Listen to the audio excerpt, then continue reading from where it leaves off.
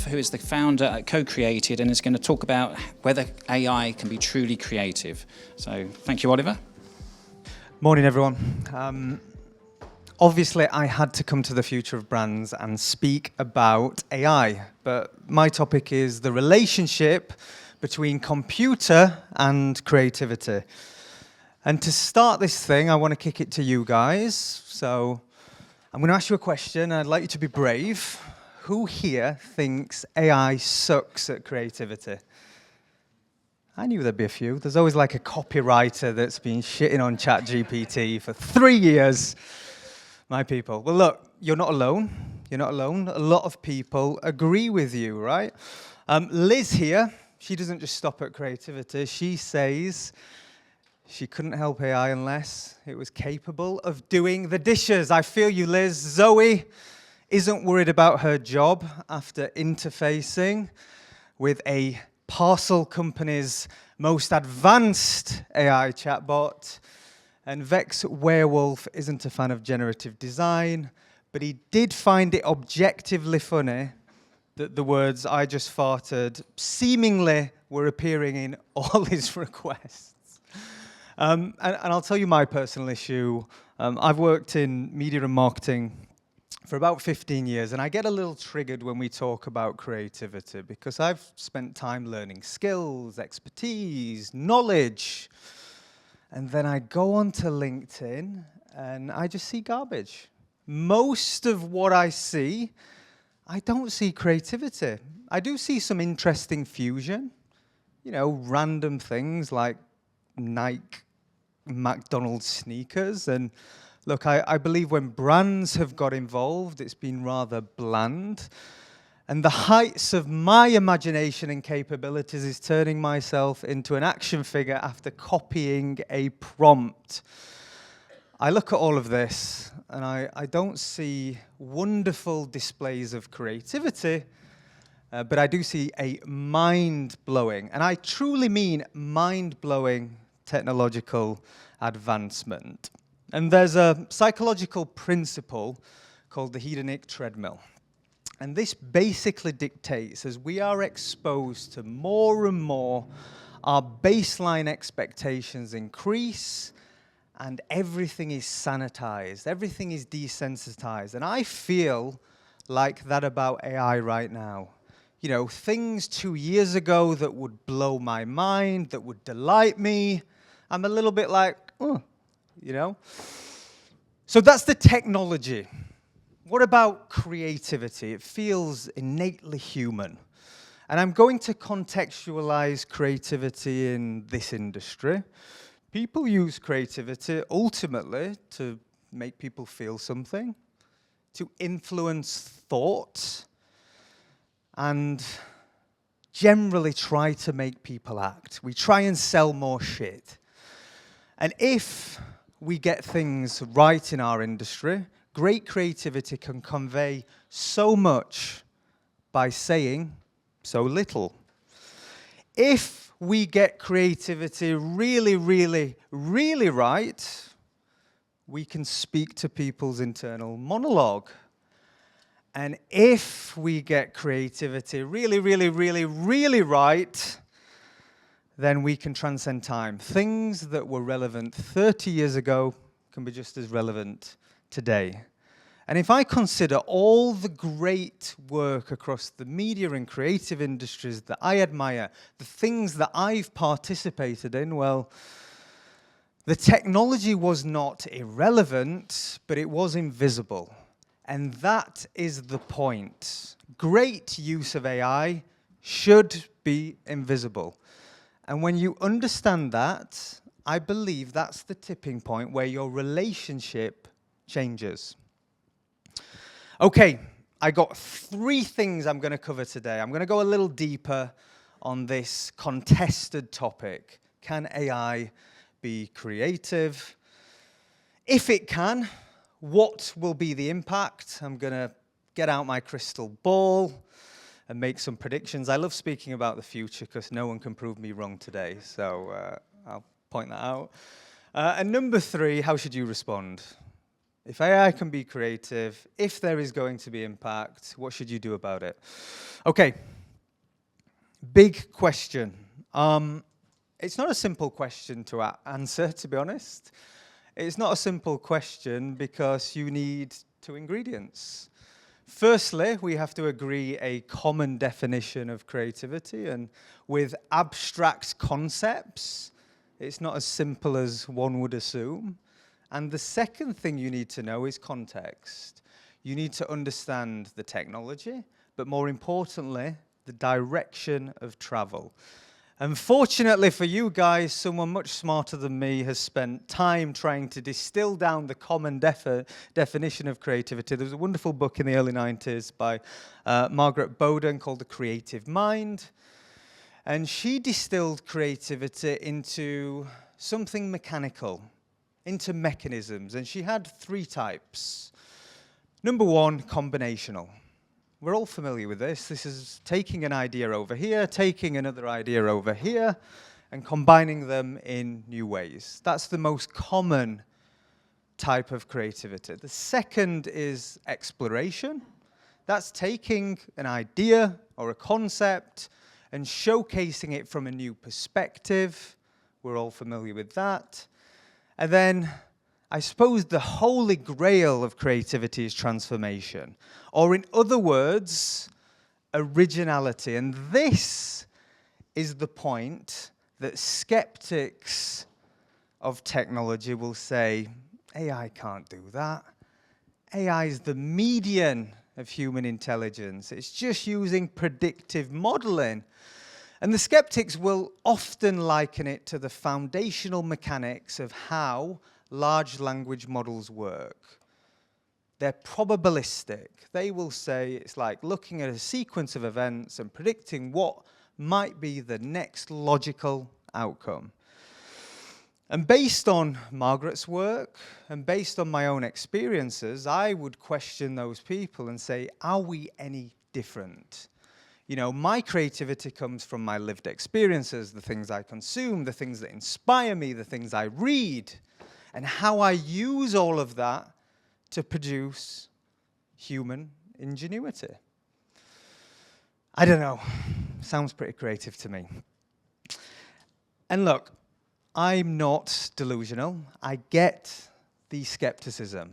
It's a jarring thought where we are transitioning. We have come to learn that computers are binary. They're deterministic. It's ones and zeros. They're good at the rational stuff. They can't be human. Well, now we move into an era where computers are no longer binary. They're no longer just deterministic. They are also probabilistic, which means in a single ask, you all have endless possibilities. And I don't know, I think that's a signal towards transformation. And I'm sure there are some skeptics in here, although this is the tech room, so I think you're my crowd, maybe, apart from someone raised their hand earlier. I'm going to go to the second point. I want to give you context. And whenever anyone wants to understand a topic, conventional wisdom is you go deeper, you get into the weeds. I believe if you truly want to understand anything, you need to zoom out. You need context. So I'm going to talk a little bit about AI. And AI is a catch-all for many things, from predictive to generative.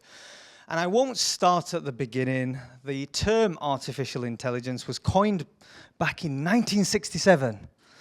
Long, long time ago. But I will start at the moment where things started to change. And that was ChatGPT being introduced into our life. And it was a delightful moment. I think this was the first time that we all kind of looked at a new application and a new tool and went, oh, this could be useful. This is interesting. And then we started to see the hyperbolic headlines that propagated media.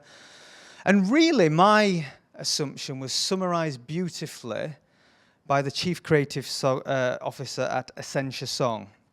And he said at the time, when ChatGPT, about 6 months in, he said, mediocrity is free to everyone, we got to step up. And I love that. I thought that really embodied the moment. And then if you fast track over the last 3 years, one of the most important breakthroughs was the ability to shift modes. Multimodality. And what do I mean by that? Well, when we first got ChatGPT, it could write and it could read. And, you know, over the course of the last few years, it can now see, it can read, it can speak. And what's really interesting about modes are they're rooted in language, and language is ubiquitous. And I don't mean language across territories, I mean formats. DNA is a language. Code is a language. So when we had a breakthrough in one field, we had a breakthrough across everything, and this was a tremendous accelerator. And what was the outcome of this new capability? Well, I believe we had a whole ecosystem of people building. And now we have AI with zero effort, and you can get the median of human intelligence. You get a basic output, and that basic output is improving. But when you combine AI with effort and mastery, that's where the magic happens. And what do I mean by mastery? You know, the photographer that's exceptional at their craft, that learns and leans into Mid-Journey and becomes a master of an application. They know which lens to specify to bring their imagination to life. I am not that guy. I copy prompts and turn myself into an action figure.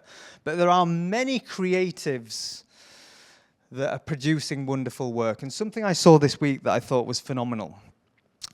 It was by an artist, a generative designer, that did their own campaign for WWF and kind of used AI in a beautiful way to convey surrealism, to convey so much by saying so little. And when you have teams of people that come together and truly leaning, you can produce works like this. There's a phenomenal studio called the Door Brothers. I won't play this full video because I don't think I have time, but I'll play a little bit.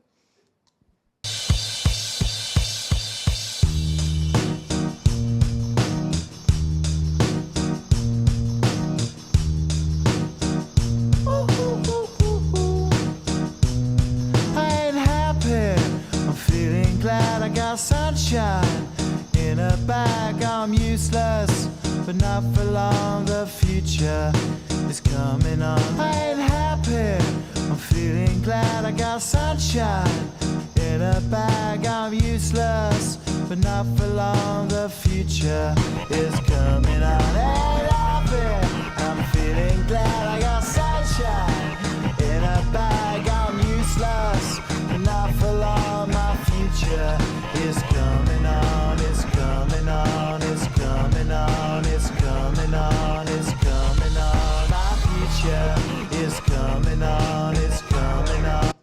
Little crude, but that's 6 applications, mastery of those platforms, and a real imagination. Okay, where are we today?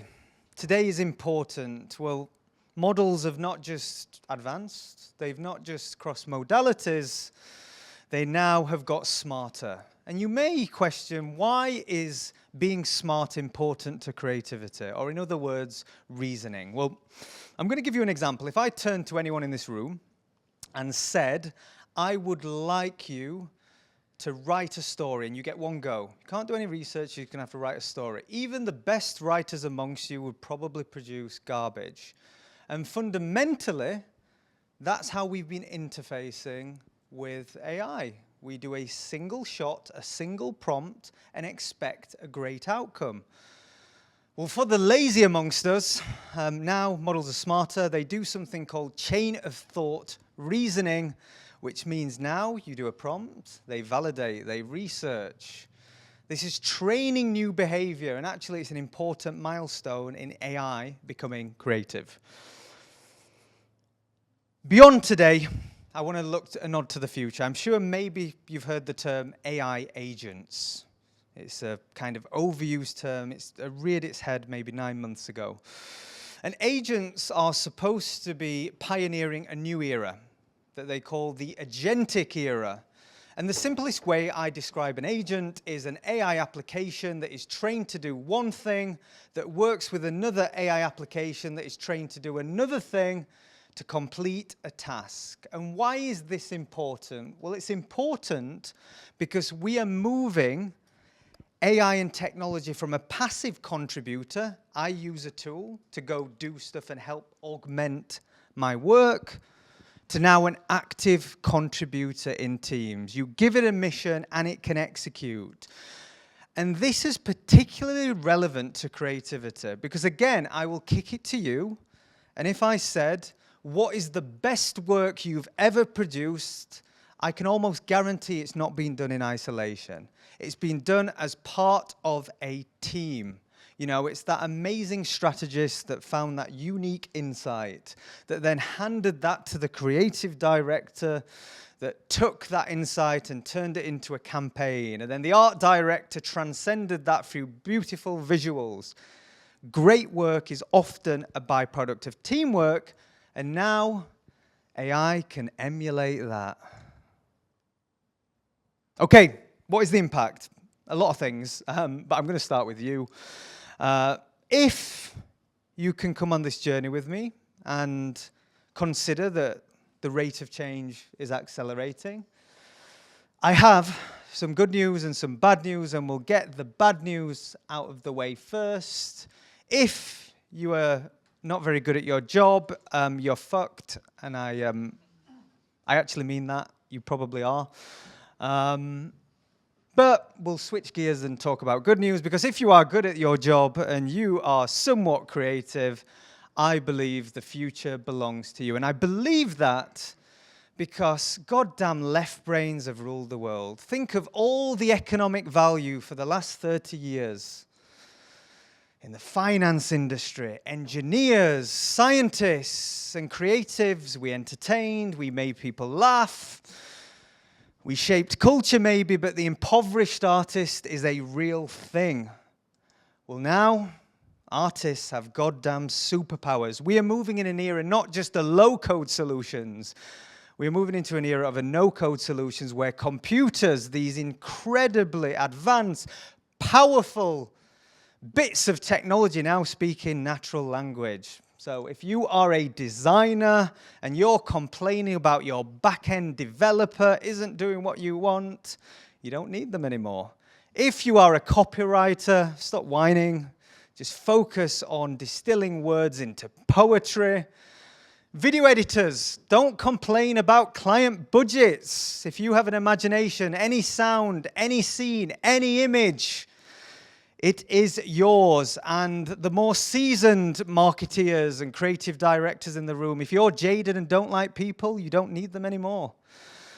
You can just talk to your computer. I actually believe the future is filled with hope. There is a lot of pessimism. There is a lot of skepticism, but I think the future is a very human one. Okay, final point. What do you do today if you are in the creative industries? Well, I think the first thing I will say, social media has created a world geared by algorithms, an extreme world where we are in this perpetual state of feeling like we are left behind. The reality is, if you use any AI application today and use it to augment your work and you lean in to new things, you are early. You are ahead of the curve.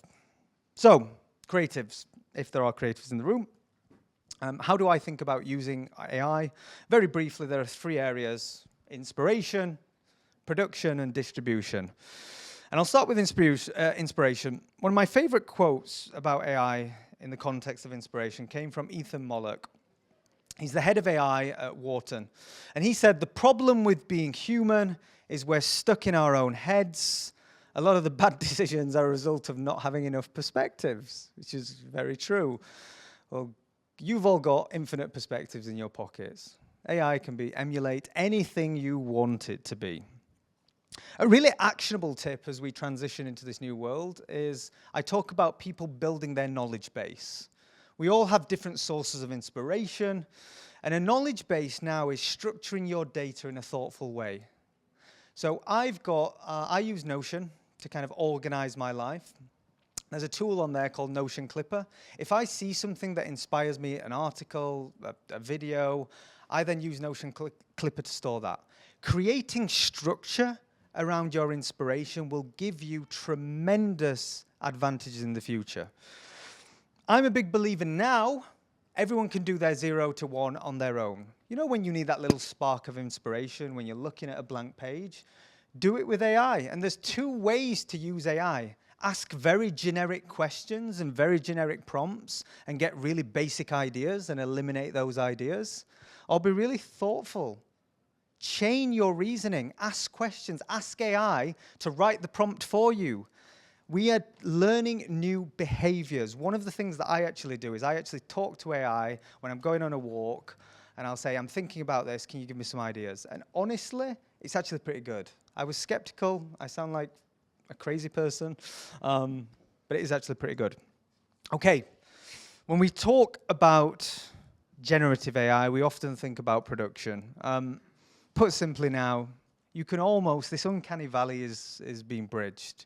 You can pretty much, with 3 applications, generate any scene. You can pretty much produce any sound. You can access any voice. This is a wonderful time to be a creative. Not a wonderful time to be an incumbent gatekeeper, but it's a wonderful time to be an individual. Small teams can now hugely outcompete larger teams. They don't have the diseconomies of scale. They don't have the clunkiness, the complexity.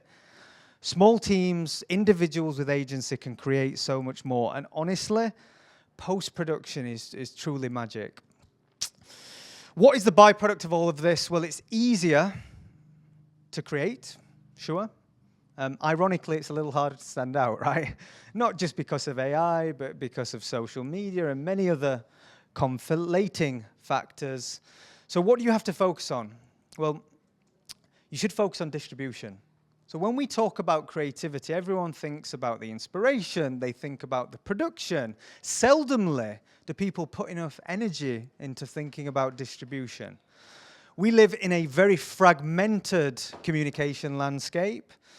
The wonderful thing about AI is, number one, it's a content multiplier. You can produce that one long-form piece of content that can be reiterated 1,000 times and exist across that fragmented landscape. And ultimately, all of this comes down to no one in this room is bound by previous technical limitations. And I truly think that is transformational. Okay, my recap. If you think AI sucks, those of you that had your hands up, I hope I've maybe changed your mind. But I would also like to remind you that we don't need AI to do shitty things. We can do that all on our own. Number 2, great use of AI should be invisible. When you understand this, you understand how to progress. One of the most important things that everyone needs to understand, AI is no longer passive. It can be an active contributor to you and your organizations. And if AI takes your job, it's because you're not very good at it. And in a low-code world, and particularly a no-code world, right brains rule the world. Right brains like this guy Wint, my hero. You don't like my AI-generated crap, I'll generate some people. And then I'll generate $10 million and a wife who likes his posts. Not all heroes wear capes. Wint. Thank you. If you like anything I've said, you can follow me on LinkedIn, mainly at Oliver Yonchev. And I run a incubator for creatives called Co-Created. I believe tomorrow belongs to the people that create it. We create companies, marketing stuff, and check us out. So thank you. Okay, so just a 20-second question. How much are we going to boost creative effectiveness in the next 5 years using AI, do you think? So I think there's 2 parts to this. I think we'll have a fragmented world. There'll be mass personalization, which can be effective and useful. But also we need great creative work that bonds us. You know, think of the things that the water coolers, the moments we can all share together. I think that's the future. Okay, no figure though. 20%, 50%, 100%? God, I don't know. Let's go 30%. Okay, great stuff, thank you. Okay, thank you very much, Oliver.